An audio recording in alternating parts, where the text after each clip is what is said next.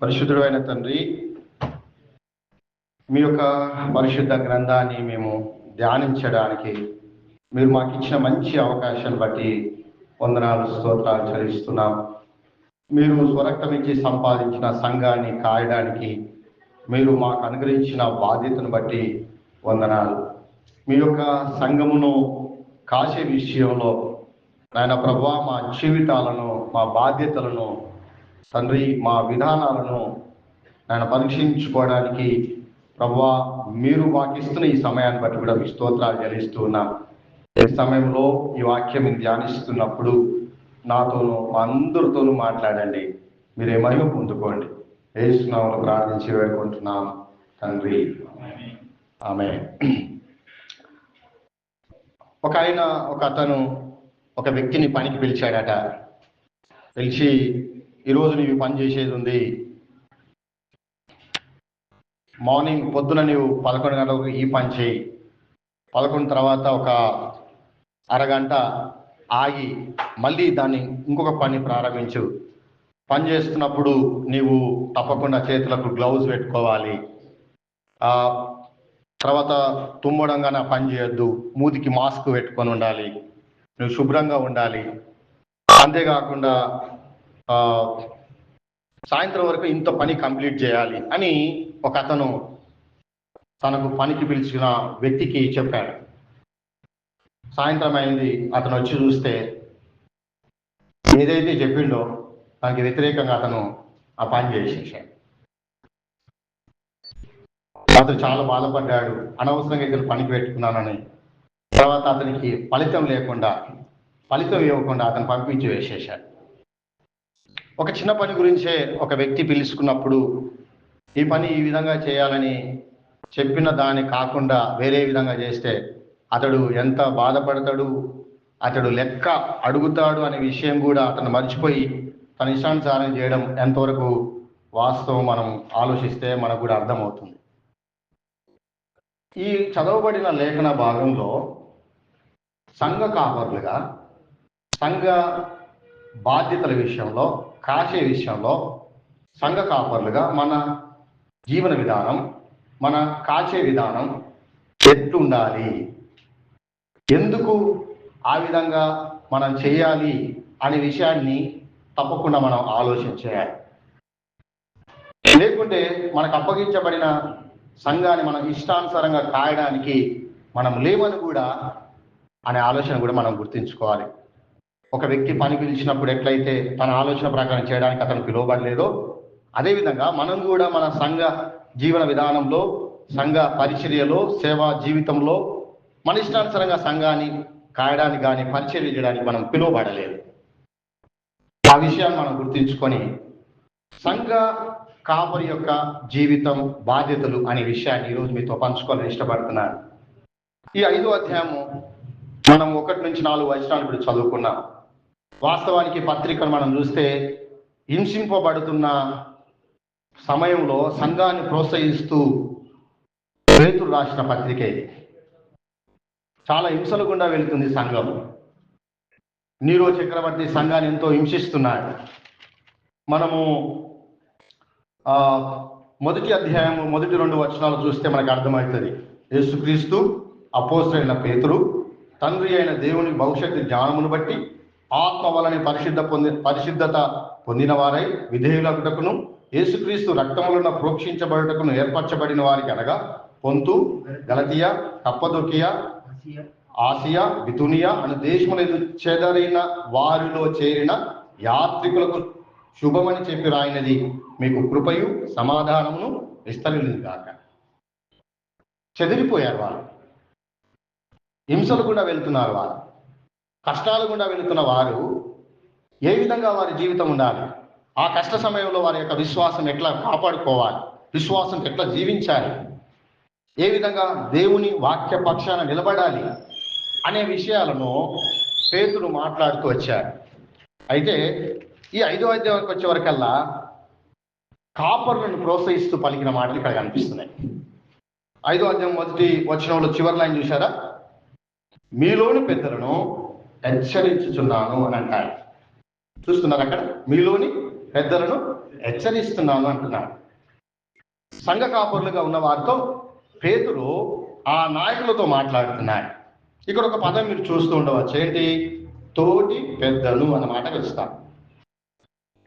పేతురు సంఘ కాపరులతో మాట్లాడుతున్న మాట ఏంటో తెలుసా? మీ తోటి పెద్దలు నేను అని అంటున్నాడు. పెద్ద అన్న మాటను మనం చాలాసార్లు ఇప్పుడున్న పరిస్థితుల్లో చాలా మిస్యూజ్ చేశారు.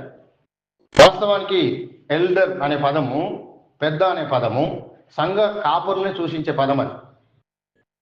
దీనికి మనకు క్లారిటీ కోసం ఒక వచనాన్ని మనం చూడడం మంచిది. ఒకసారి అది మనం అపోస్తల కార్యం తీద్దామా? ఒకసారి అందరం కూడా అపోస్తల కార్యం చేద్దాం. ఈ విషయంలో కొంత అవగాహన కలిగి ఉండడం మంచిది. మీ అందరికీ కూడా చాలా మందికి తెలిసి ఉండొచ్చు అని మరొకసారి దాన్ని జ్ఞాపకం చేసుకోవడం మంచిది. 20వ అధ్యాయము 17వ వచనం మనం చూద్దామా? అతడు మిలేతు నుండి ఎఫెసునకు వర్తమానం పంపి సంఘపు పెద్దలను పిలిపించెను. వారు తన యుద్ధకు వచ్చినప్పుడు వారితో ఇట్లా నేను. పౌలు ఎఫెసునకు వర్తమానం పంపాడు. సంఘపు పెద్దలు నా దగ్గరికి రమ్మని పిలిచాడు. వాళ్ళు వచ్చారు, వాళ్ళతో మాట్లాడుతున్నాడు. ఎవరితో మాట్లాడుతున్న మాటలు? సంఘపు పెద్దలతో. ఇప్పుడు మనం చూద్దామా 28వ వచనం. దేవుడు తన స్వరక్తమిచ్చి సంపాదించిన తన సంఘమును కాయటకు పరిశుద్ధాత్మ మిమ్మును దేని యందు అధ్యక్షులుగా నియమించును. ఆ యావత్తు మందను గూర్చి మీ మట్టుకు మిమ్మును గూర్చి జాగ్రత్తగా ఉండుడి. ఇక్కడ పెద్దలతో ఏం మాట్లాడుతున్నాడు? పరిశుద్ధాత్మ దేవుడు తన స్వరక్తమిచ్చి సంపాదించాడు ఈ సంఘాన్ని. ఆ సంఘాన్ని కాయటకు మిమ్మల్ని పరిశుద్ధాత్మ దేవుడు నియమించాడు అంటున్నాడు. ఎవరితో మాట్లాడుతున్నాడు? సంఘపు పెద్దలతో. ఏమని మాట్లాడుతున్నాడు? వాళ్ళు ఎవరంట? అధ్యక్షులు మీరు కాపర్లు, మీరు పెద్దలు అని చెప్తున్నాడు. అంటే పెద్దలు అన్నా, కాపర్లు అన్నా, అధ్యక్షులు అన్నా సేమ్ అనే విషయాన్ని మనం ఇక్కడ చూడవచ్చు. కాబట్టి అలనాడు ఉన్న విధానం, ప్యాటర్న్ ఏంటంటే సంఘపు పెద్దలు, లేకుంటే సంఘ కాపర్లు, లేకుంటే సంఘ నాయకులు, తర్వాత పరిచారకులు. అందుకే తిమోతి పత్రికలో మనం చూస్తే 3వ అధ్యాయంలో సంఘ కాపర్ల అంటే సంఘ అధ్యక్షుల యొక్క లక్షణాలు మనం చూస్తాం. రెండవది ఏం చూస్తాం? పరిచారకురాల లక్షణాలను, అర్హతలు మనం చూస్తాం అక్కడ.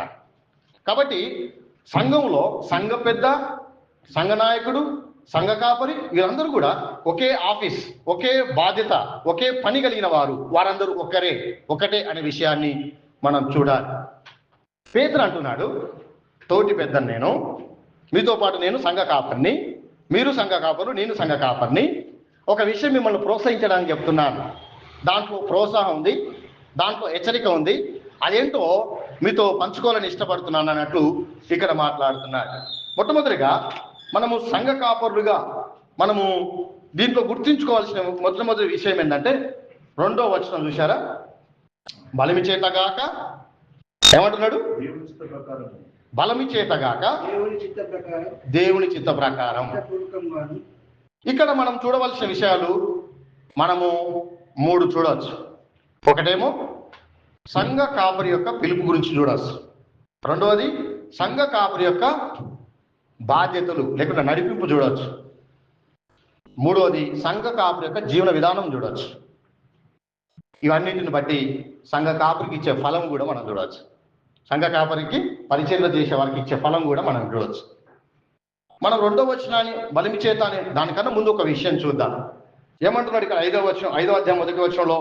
క్రీస్తు శ్రమలను గూర్చిన సాక్షిని, బయలుపరచబడబో మహిమలో పాలివాడైన ఆయన నేను మీలోని పెద్దలను హెచ్చరించుచున్నాను అంటున్నాడు.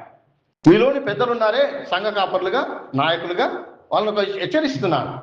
ఎందుకునంటే దేవుడు మిమ్మల్ని పిలిచాడు.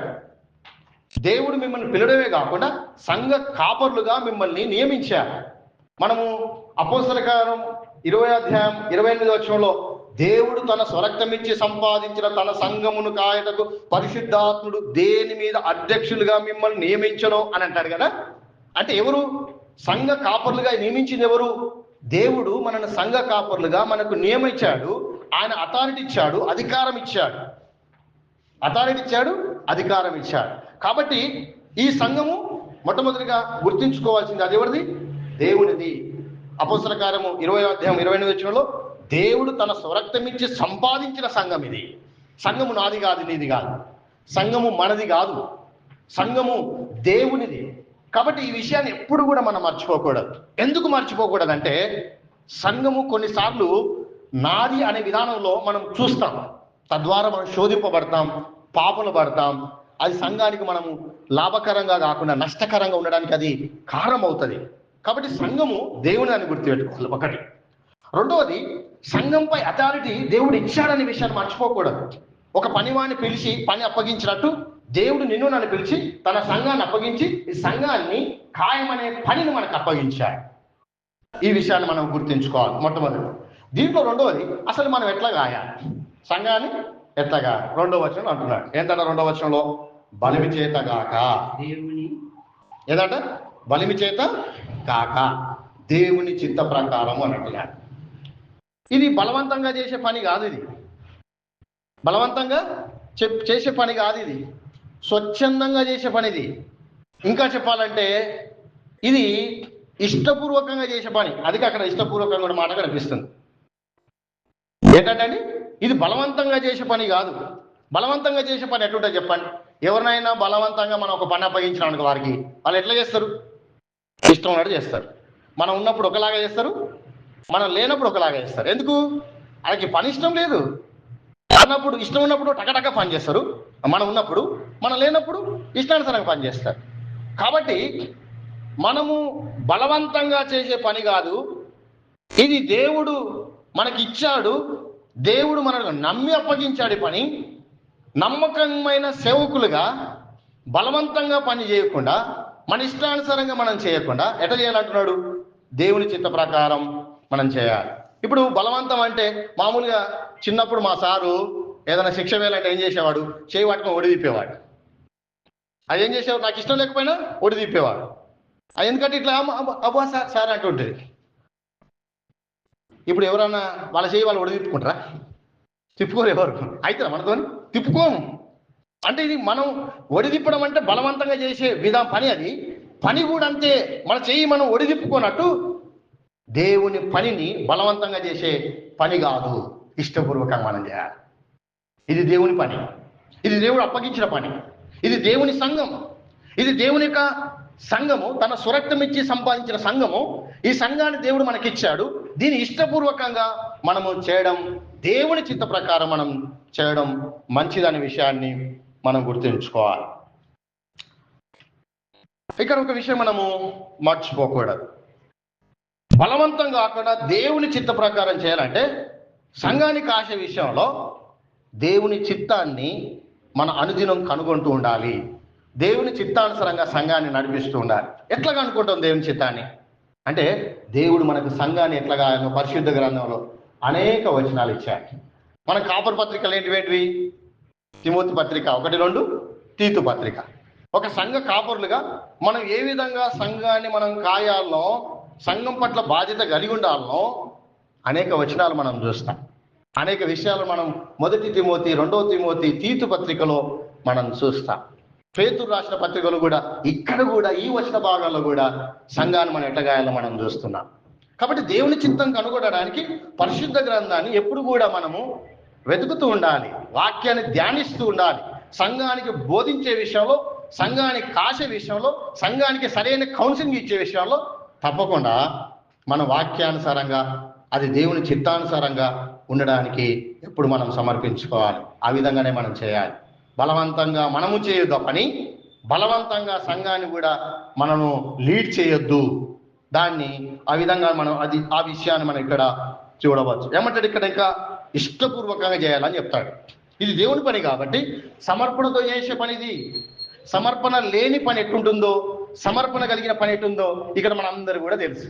మన సంఘంలో ఎవరికైనా పని అప్పగిస్తే సమర్పణ కలిగిన వారు ఎట్లా చేస్తారు, సమర్పణ లేని వారు ఎట్లా చేస్తారు మన అందరూ కూడా తెలుసు. ఇంకా చాలా మటుకు ఏం చేస్తాం తెలుసా?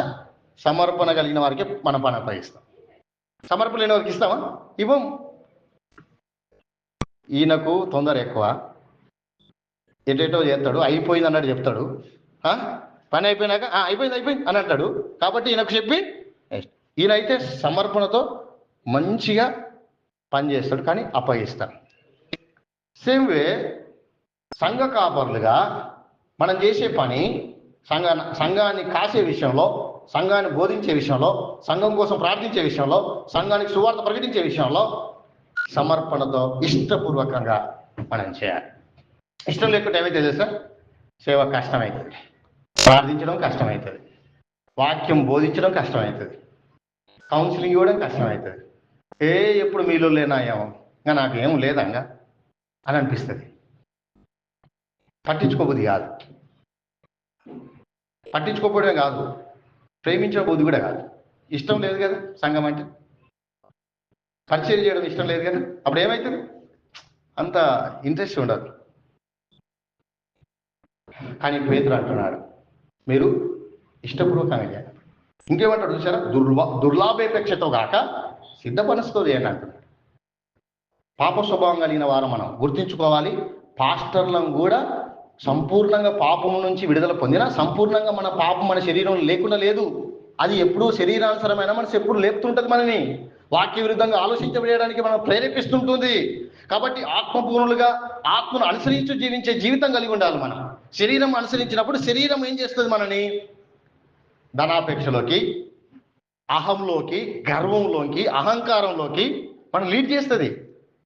దుర్లాభేపేక్షతో మన జీవితము నడిపించే విషయము లేకుంటే మాట్లాడే విషయం మన జీవితంలో ఉండొద్దు.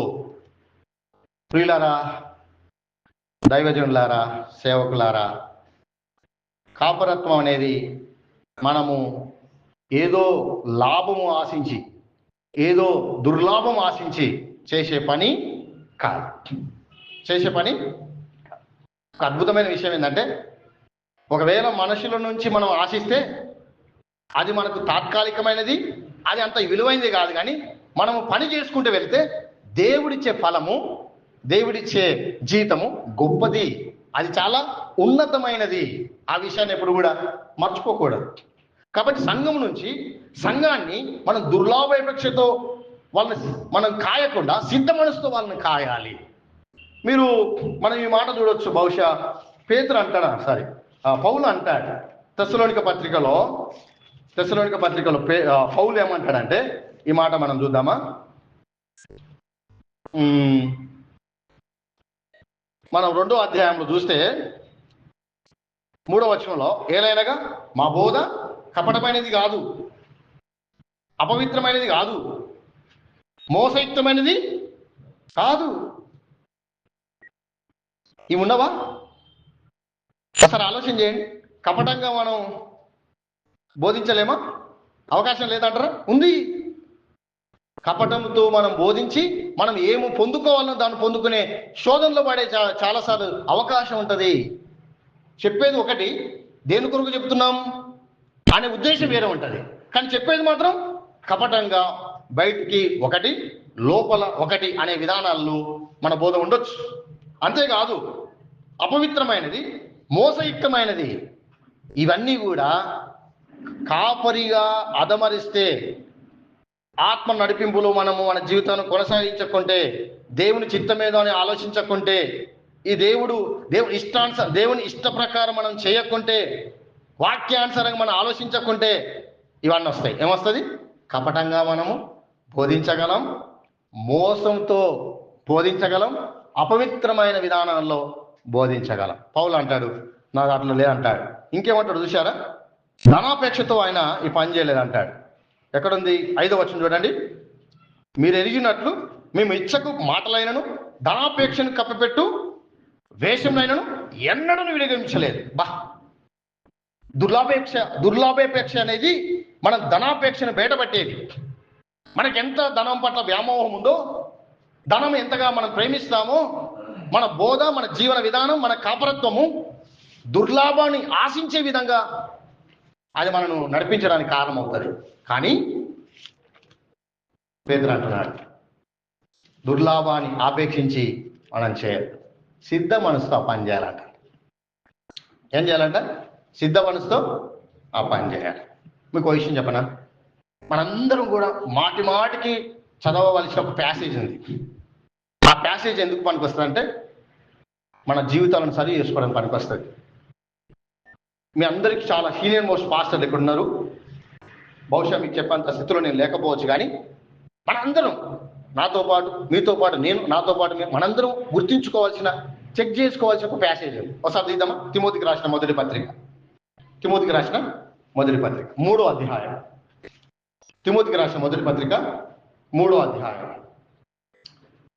ఎవడైనను అధ్యక్ష పదవిని ఆశించిన ఎడ్ల అటువాడు దొడ్డపడిని అపేక్షించుచున్నాడు అన్నమాట నమ్మదగినది. అధ్యక్షుడు అగువాడు, గుర్తుపెట్టుకోవాలి, ఇక్కడ కాపరి యొక్క, అధ్యక్షుని యొక్క, పెద్ద యొక్క అర్హత లేవు ఇక్కడ చూస్తున్నాడు. సంఘ కాపరులుగా ఇప్పుడు మనం చదవబడే ఈ యొక్క అర్హతల్లో చెక్ చేసుకుంటూ ఉండాలి. చెక్ చేసుకుంటూ ఉండడం ద్వారా ఏమవుతుందంటే మనం రాంగ్ రూట్లో ఏమైనా పోయినామా అనేది మనం పరిశీలించుకునే అవకాశం ఉంటుంది. చూద్దాం, అందరూ బైబిల్ చూద్దామా? తీయండి. దాస్ సార్ మీరు తర్వాత కట్ చేయండి.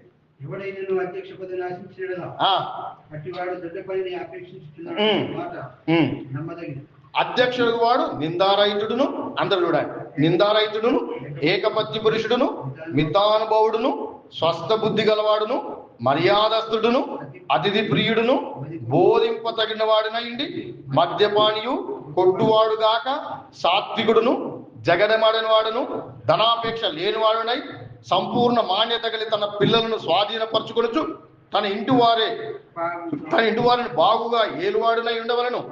ఎవడైనాను తన ఇంటి వారిని ఏలనేరక ఉండిన ఎడల, పోయిన ఎడల అతడు దేవుని సంఘమును ఎలాగూ పాలించును. అతడు గర్వాంధుడై అపవాదికి కలిగిన శిక్షావిధికి లోబడినట్లు కొత్తగా చేరిన వాడై ఉండకూడదు. మరియు అతడు నింద పాలై అపవాది ఉరులోను పడిపోకుండానట్లు సంఘమునకు వెలుపటి వారి చేత మంచి సాక్ష్యం పొందిన వాడై ఉండవలెను. మీరు ఈ యొక్క అన్నిట్లో ఒక విషయాన్ని తప్పకుండా గుర్తుపెట్టుకోండి. ఎక్కడ అండర్లైన్ చేయాలంటే బోధింపదగిన వాడు అండర్లైన్ చేసుకోండి, పెన్ను తీసుకోండి. బోధింపదగిన వాడు కేవలం సామర్థ్యం, అదొక్కటి మాత్రమే సామర్థ్యం. మిగతా అన్ని కూడా క్యారెక్టర్, గుణలక్షణాలు, అర్హతలు, గుణలక్షణాలు. అంటే ఇక్కడున్న ఒకవేళ 10-17 ఉన్నాయనుకుందాం, 17 లక్షణాల్లో ఒక్కటి మాత్రమే సామర్థ్యం, మిగతా అన్ని కూడా గుణానికి సంబంధించింది. అంటే ఏంటి? మనము గుణము తప్పి ప్రవర్తించే, లోకానుసారంగా, శరీరానుసారంగా, ధనమును ఆశిస్తూ, శరీరాన్ని శరీర కోరికల ప్రకారం సంఘానికి ఆశే ప్రమాదం ఉంటుంది. కాబట్టి అసలు ఎక్కడెక్కడ నేను తప్పిపోతున్నానని చెక్ చేసుకోవాల్సిన లక్షణాలు ఇక్కడ మనకు కనిపిస్తాయి. సామర్థ్యం ఒక్కటి మాత్రమే ఉంది, మిగతా అన్ని కూడా క్యారెక్టర్. కాబట్టి బోధ విషయంలో మనం ఎంతగా మనము బైబిల్ స్టడీ చేస్తూ సంఘానికి బోధిస్తున్నామో అంతకు ఈక్వల్గా మన క్యారెక్టర్ ఎక్కడెక్కడ డ్యామేజ్ అవుతుంది, ఎక్కడెక్కడ నేను కాపరి లక్షణాలను మిస్ చేసుకొని, కాపరి యొక్క లక్షణాలు, అర్హత కలిగిన జీవితాన్ని నేను మిస్ చేసుకొని లీడ్ చేయబడుతున్నాను అనేది తప్పకుండా మనం ఆలోచన చేసుకోవాలి. ఇది చాలా చాలా ఇంపార్టెంట్. లేకుంటే మనము సంఘాన్ని దుర్లాభ ఆపేక్షతో కాయడానికి ఎప్పుడు కూడా వెనకాడం, అది మంచిది కాదు. కాబట్టి ఏమంటున్నాడంటే మీ మధ్యనున్న దేవుని మందను, 2వ వచనం చివరి లైన్లో, పై విచారణ చేసి దాన్ని గాయండి. ఈ వచన భాగంలో 2వ వచనంలో కాపరి యొక్క బాధ్యతలు, కాపరి యొక్క లక్షణాలు రెండు మిక్స్ అయి ఉన్నాయి.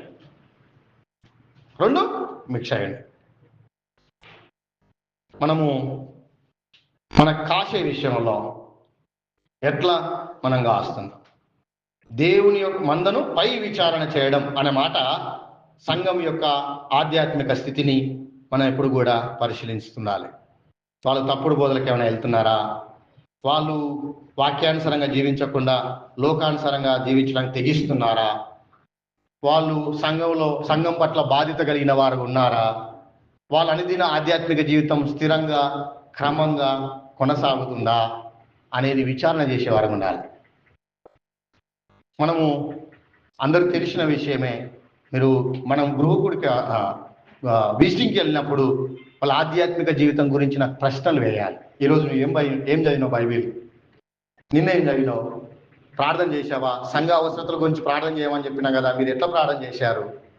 ఏమైనా మీరు భార్యాభర్తలుగా శోధింపబడుతున్నారా? మీ ఆధ్యాత్మిక జీవితం ఎట్లుంది, కుటుంబ జీవితం ఎట్లుంది, వ్యక్తిగత జీవితం ఎట్లుంది, సంఘంతో మీరు ఎట్లున్నారు అనే ప్రశ్నలు పై విచారణ చేసే ప్రశ్నలు. అది పట్టించుకోకుండా మన సంఘానికి కాయొద్దు, సంఘానికి ఆశేవారుగా మనం ఉండొద్దు. సంఘం గాయడం అంటేనే అది. అవి లేకుండా మనం సేవ చేయడం అంటే దాని అర్థం సేవ కాదు, ఏదో దుర్లాభాన్ని అపేక్షిస్తూ మనం సేవ చేస్తున్నట్టు. అది చాలా చాలా కష్టతరమైన జీవితం. ఘోరమైన విషయం ఏంటంటే, భయంకరమైన విషయం ఏంటంటే, విశ్వాసులను వాళ్ళ జీవితాల గురించి లెక్క అడిగితే మననేమో మన జీవితాల గురించి, విశ్వాసుల జీవితాల గురించి లెక్క అడుగుతాడు. అందుకే యాకోబు ఏమంటాడు 3వ అధ్యాయంలో, మీరు అనేకులు బోధకులు కాకండి అంటాడు. వాళ్ళకు శిక్ష వేరే ఉంటుంది. ఇప్పుడు చెప్పండి, ఎవడైనా లేట్ వస్తే ఒక దెబ్బ కొడతా అని సార్ చెప్పిన అనుకో, అదే లీడరే లేట్ వస్తే 30 దెబ్బలు కొడతా అని సార్ చెప్పిన అనుకో, ఏమైతే మామూలు ఎవరు భయపడతారు ఎక్కువ, ఎవరు భయపడాలి ఎక్కువ, ఎవరు క్రమం పాటించాలి, ఎవరు కరెక్ట్ రాయడానికి రావాలి? లీడరే కదా. ఎందుకు? అతనికి ఏమో ఒక వ్యక్తికి ఏమో ఒకటే దెబ్బ, కానీ లీడర్కి ఏమో 30 దెబ్బలు. కాబట్టి సంఘానికి ఆశే విషయంలో మన ఇష్టానుసారంగా కాస్తున్నామా, దేవుని చిత్త ప్రకారం కాస్తున్నామా, ఏదో ఆశించి కాస్తున్నామా, లేకుంటే దేవుడే ప్రతిఫలం ఇచ్చే విధంగా మనం కాస్తున్నామా, పై విచారణ చేస్తున్నామా, లేకుంటే పైన మాటలు మాట్లాడి వాళ్ళ గురించి పట్టింపు లేకుండా మనం ఉంటున్నామా? ఇది మనం తప్పకుండా చెక్ చేసుకునే విషయం. ఎందుకు ఈ సంఘాన్ని ఇంత గాయాలి? ఎందుకు గాయాలి? ఎందుకంటే ఈ సంఘం మనది కాదు కదా. ఈ సంఘము అట్టిగా ఏదో నమ్ముకుంటా అంటే వచ్చి నమ్ముకున్నాక అతడు సంఘంలో కొనసాగుతున్నా అనుకుంటున్నామా? కాదు కాదు కాదు. ఈ సంఘం కోసం ఏం చేశాడంటే ఆయన మొదటి వచనంలో ఏం చెప్తున్నాడు చూసారా? తోటి పెద్దను క్రీస్తు శ్రమలను గూర్చిన సాక్షిని అంటున్నాడు.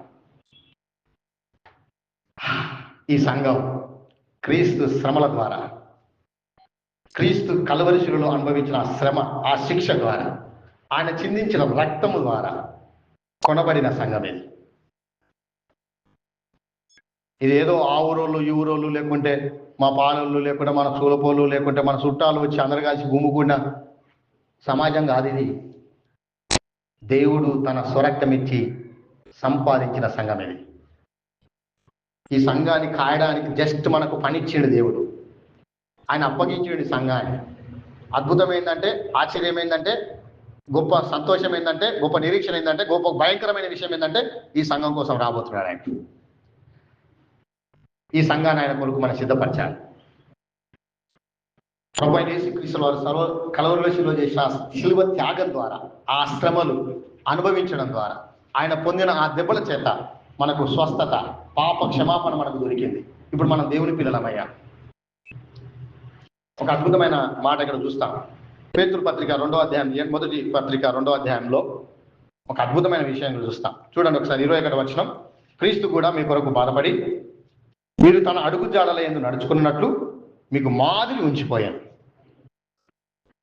శ్రమపడ్డాడు, మనము ఆయన అడుగు జాడలు నడవడానికి మాదిరి ఉంచాడు. అంటే మనం కూడా సంఘం కోసం శ్రమపడాలి. దేవుడి చిత్తానుసారంగా జీవించడం కోసం శ్రమలు అనుభవించాలి. వాక్యానుసరమైన పరిచర్య కోసం ఎంతకు అయినా మనం తెగించాలి. వాక్యానుసరంగా జీవించడం కోసం, వాక్యానుసరంగా సంఘం నడిపించడం కోసం మనకు క్రీస్తు మాదిరి, ఆయన మనకు మాదిరి. ఆయన కనికరం కలివాడు. కాపరు లేని గొర్రెల వలన మనుషులను చూసి వాళ్ళకు బోధించాడు. మనం కూడా సంఘానికి బోధిస్తుండాలి. కనికరంతో, స్వభావంతో మనం జీవించాలంగా సంఘాన్ని చూడాలి. అక్రమంగా ఉన్న వారిని మీరెవరూ నాకు తెలియదు పక్క తప్పుకో అన్నాడు. అక్రమాన్ని ఆయన పోషించలేదు. ఇంకేమంటాడు 22వ వచనంలో? ఆయన పాపం చేయలేదు, ఆయన నోట ఏ కపటము లేదు, కనబడలేదు, ఆయన దూషించబడలేవు, బదులు దూషించలేదు, ఆయన శ్రమ పట్టబడి బెదిరింపక న్యాయముగా తీర్పు తీర్చి దేవునికి తను తాను అప్పగించుకోలేను. మనము పాపం విషయమై చనిపోయి నీతి విషయమై జీవించినట్లు ఆయనే తన శరీరమందు మన పాపములను మ్రాణి మీద మోసుకునేను. ఆయన పొందిన గాయముల చేత మీరు స్వస్థతను నిద్రి. మీరు గొర్రెల వల్ల దారి తప్పిపోతారు, కానీ ఇప్పుడు మీ ఆత్మల కాపరియు అధ్యక్షుడనైన ఆయన వైపు మళ్ళీ ఉన్నారు. మనకు మాదిరి ఏంటంటే ప్రభు అయిన యేసుక్రీస్తు జీవితం, ఆయన ప్రజల కోసం, సంఘం కోసం చేసిన త్యాగం, ఆయన అనుభవించిన ఆ యొక్క శిక్ష, మనము సత్యం కోసం, వాక్యానుసారంగా జీవితం కోసం, వాక్యానుసారంగా సంఘం నడిపించడం కోసం యేసుక్రీస్తు వలె ఆయన ఏ రీతిగా అయితే సంఘాన్ని ఎంచాడో ఆ రీతిగా మనం ఎంచవలసిన వారం ఉన్నాం. ఆ విధంగా మనం పరిచర్య చేయాలి. మనం చాలాసార్లు మనం పరిచర్య చేస్తున్నప్పుడు మనం గుర్తుంచుకోవాల్సిన విషయం ఏంటంటే, మనం సంఘానికి మాదిరి అనే విషయాన్ని మర్చిపోకూడదు. ఒక ఆయన ఈ విధంగా చెప్పాడు, సంఘ కాపరి ఇంజన్ లాంటాడు, ట్రైన్ యొక్క ఇంజన్ లాంటాడు. సంఘ కాపరి ఎట్లా నడిస్తే సంఘం అట్లా నడుస్తా అని చెప్పాడు. ఇంజన్ గిట్ల ట్రాక్ తప్పితే సంఘం ట్రాక్ తప్పుతుంది. సంఘ కాపరి ధనాపేక్ష కలిగిన వ్యక్తి అయితే, లోకానుసరమైన ఆహాన్ని అధికారాన్ని జీవితాన్ని కొనసాగించేవాడైతే విశ్వాసులు అట్లే పోతారు. మనం ఇంజన్లు అంటున్నాం, అందుకే లెక్క చెప్పేది మనమే. మనం తప్పకుండా మన సంఘానికి లెక్క చెప్పే విషయం. అందుకే ఏం చెప్తున్నాడు ఇక్కడ, మీరు మందకు మాదిరిగా ఉండండి. 3వ వచనం చూడండి, మీకు అప్పగింపబడిన వారిపై ప్రభు అయినట్టు ఉండక మందకు మాదిరిగా ఉండండి. మనం ప్రభులం కాదు, సేవకులం. ఒకసారి అందరం సేవకులు అన్నామా? సేవకులం అనండి. సేవకులం అంటే సేవ చేయించుకునే తోలం కాము, సేవ చేసేవాళ్ళం. సేవకులు అంటే సేవ చేయించుకునే వాళ్ళం కాము, సేవ చేసేవాళ్ళం. అట్లని సంఘ కాపరిని పరిచయం చేయొద్దా? చేయాలి, దాని గురించి కాదు. మనం సేవ చేయడానికి ఉన్నాం. దేనికి సేవ చేయడానికి? సంఘానికి. ఆయన పని చేయడానికి మనం ఉన్నాం. ఆయన చిత్తానుసారంగా చేయడానికి ఉన్నాం. ఆయన ఉద్దేశ ప్రకారం, ఆయన చిత్త ప్రకారం, ఆయన ఇష్ట ప్రకారం, ఆయన వాక్య ప్రకారం మనం చేయడానికి ఉన్నాం. కానీ మన ఇష్టం వచ్చినట్టు కాదు. అందుకే మాదిరి ఎప్పుడైతుంది అంటే, మన ఇష్టానుసారంగా చేసినప్పుడు కాదు, ఆయన చిత్త ప్రకారం, ఆయన ఇష్ట ప్రకారం, ఆయన ఉద్దేశాల ప్రకారం సిద్ధ మనసుతో మనం ఆయన చెప్పినట్టు పై విచారణ చేస్తూ సంఘాన్ని కాస్తే అప్పుడు మన సంఘానికి మాదిరిగా ఉంటాం. లేకుంటే సంఘాన్ని మనమే దారి తప్పించిన వారంగా ఉంటాం. ఆ విధంగా మనం ఉండొద్దు, అది మంచిది కాదు. మన బోధలోను పౌలు తిమోతికి చెప్పిన మాటలో ఒక మాట మనం చూడడం చాలా మంచిది, అవసరం. ఇప్పుడు ఒకసారి చూద్దామా? తిమోతికి రాసిన మొదటి పత్రిక, ఆ మాట చూడడం మనకి మంచిది. 4వ అధ్యాయం 11-12 వచనాలు మనం చూద్దాం. ఈ సంగతులను ఆజ్ఞాపించి బోధించుము. నీ యవనమును బట్టి ఎవడను నిన్ను తృణీకరింపనీయకుము, కానీ మాటలోను ప్రవర్తనలోను ప్రేమలోను విశ్వాసములోను పవిత్రతలోను విశ్వాసులకు మాదిరిగా ఉండాలి. మనం ప్రభువులుగా ఉండకుండా మాదిరిగా ఎట్లుండగలం అంటే, మన మాటలు ఎట్లున్నాయి? మన మాటల్లో అహంకారం ఉందా? తగ్గింపు ఉందా? మన మాటల్లో విశ్వాసం ఉందా? అవిశ్వాసం ఉందా? మన మాటలు లోకానుసారంగా ఉన్నాయా? వాక్యానుసారంగా ఉన్నాయా? రెండవది ప్రవర్తన. ఎట్లా మనం ప్రవర్తిస్తున్నాం? ఒక సామెత ఉంది, ఇక్కడ ఉందో లేదో, బాగుండు సైడ్. బర్రె చేనులో వేస్తే దుడ్డే గిట్నం వేస్తుందా? బర్రె చేనులో వేస్తే దాని దుడ్డే గిట్నం వేయదు, అది కూడా చేనులో వేస్తుంది. సంఘ కాపరులుగా మన ప్రవర్తన లోకానుసారంగా ఉండి, వాక్యానికి విరుద్ధంగా ఉండి, మన సంఘం మాత్రం వాక్యానుసారంగా ఉండాలనడం పెద్ద జోక్ అవుతుంది. అది చాలా డేంజర్ అవుతుంది. కాదు. మన ప్రవర్తనలో కూడా మన సంఘానికి మాదిరిగా ఉండాలి. మన సంఘ కాపరి ఈ విధంగా ప్రవర్తిస్తాడు, ఇంత తగ్గింపు కలిగిన వాడు, ఇంత క్షమించగలవాడు, ఇంత ప్రేమ కలిగిన వాడు. ప్రవర్తన గురించి, ప్రేమ గురించి, మాటల గురించి, విశ్వాసంలోనూ పరిశుద్ధత విషయంలోనూ మన విశ్వాసాలకు మాదిరిగా ఉండాలి. తప్పకుండా ఇది ఆజ్ఞ. మనందరం కూడా చాలాసార్లు ఇది ఆజ్ఞ అని సంఘానికి చెప్తున్నాం, మనకిచ్చిన ఆజ్ఞ మీరుతున్నాం. ఆ విధంగా ఉండొద్దు. ఒకవేళ అటువంటి గుణం ఉంటే తిరిగి మన వాక్యం దగ్గరికి రావాలి. వాక్యానుసారంగా సేవ చేయడానికి మనం సమర్పించుకోవాల్సిన అవసరం ఉంది. మన సంఘానికి మనం మాదిరిగా, లేకుంటే మన సంఘాన్ని మనం రాంగ్ రూట్లో నడిపించేవారుగా మనం ఎట్లున్నామనేది తప్పకుండా అవసరం. అది వ్యక్తిగత జీవితం, మన కుటుంబ జీవితం, మన సమాజ జీవితం, మన సంఘ జీవితంలో మనము సంఘానికి మాదిరిగా ఉండడం, అది దేవుడు మనకు అనుగ్రహించిన బాధ్యత, ఆజ్ఞ అనే విషయాన్ని మనం చూడాలి. ఓకే, ఇంత స్ట్రిక్ట్గా, ఇంత వాక్యానుసారంగా, ఇంత కష్టపడి ఇన్ని చేస్తే మనకేంటి మన ఫాయిదా? ఎవరైనా గుర్తు పెడతారా? నిజంగా చెప్పండి. తక్కువ ఉంటుంది గుర్తింపు. సంఘం గుర్తించకపోవచ్చు, విశ్వాసులు గుర్తించకపోవచ్చు, లోకం గుర్తించకపోవచ్చు, కానీ దేవుడు గుర్తిస్తాడు. 4వ వచనం చూడండి, ప్రధాన కాపరి ప్రత్యక్షమైనప్పుడు మీరు వాడబారని మహిమా కిరీటము. చాలండి, చాలు. ఇంత దేవుని చిత్తానుసారంగా వాక్యానుసారంగా జీవిస్తూ పరిచర్య చేస్తూ ప్రభు కొరకు మనం ముందుకు సాగుతున్నప్పుడు దేవుడు ప్రతిఫలం ఇచ్చేవాడు. ఆయన ఇచ్చే ఆ బహుమానం ముందు ఈ లోకంలో మనకు దొరికే ఫలము అవి లెక్కలోకి రావు. పౌలు అంటాడు, ఆయన ఎదుర్కోపోయి ఆ మహిమ ఎదుట ఇప్పటి కాలపు శ్రమలు మన ఈ వచ్చిన ప్రకారం ఇంత కూడా అనుకోవచ్చు. ఆయన ఇవ్వబోయే ఆ ఫలం ముందు ఈ లోకంలో కలిగే ఫలము ఎన్నదైనది కాదు, లెక్క లేకుండా అవసరం లేదు. దాని లెక్క అవసరం లేదు. ఎవరు గొప్ప వాళ్ళన్నా అనకపోయినా, ఎవరు మనల్ని పట్టించుకోకపోయినా, ఎవరు నీకు సహాయం చేసినా సహాయం చేయకపోయినా దేవుడు నమ్మదగిన వాడు, తగిన ప్రతిఫలం ఆయన ఇస్తాడు. కాబట్టి మన పరిచర్య జీవన విధానంలో సేవకులుగా మన జీవితం, మన బాధ్యతలు వాక్యానుసారంగా దేవుడు పేతురు ద్వారా ఏదైతే రాయించి పెట్టాడో ఆ లేఖన ప్రకారం మన జీవితాలను, మన పరిచర్యను కట్టుకోవడం, నడిపించబడడం, ఆ విధంగా ముందుకు సాగడం మనకు మంచిది. అటువంటి కృపలో మనందరం ఉండలాగిన దేవుడి ఈ మాటలు మన వెనుకలో దీవించి ఆశ్రయించలాగిన దేవుడు ప్రార్థన చేసుకుందాం. అందరూ కూడా మోకరించండి, కళ్ళు మూసుకోండి, ప్రార్థన చేద్దాం. పరిశుద్ధుడా, ఈరోజు మేము ఈ సమయంలో నీ మాటలను ధ్యానించే కృపను మాకు ఇచ్చారు.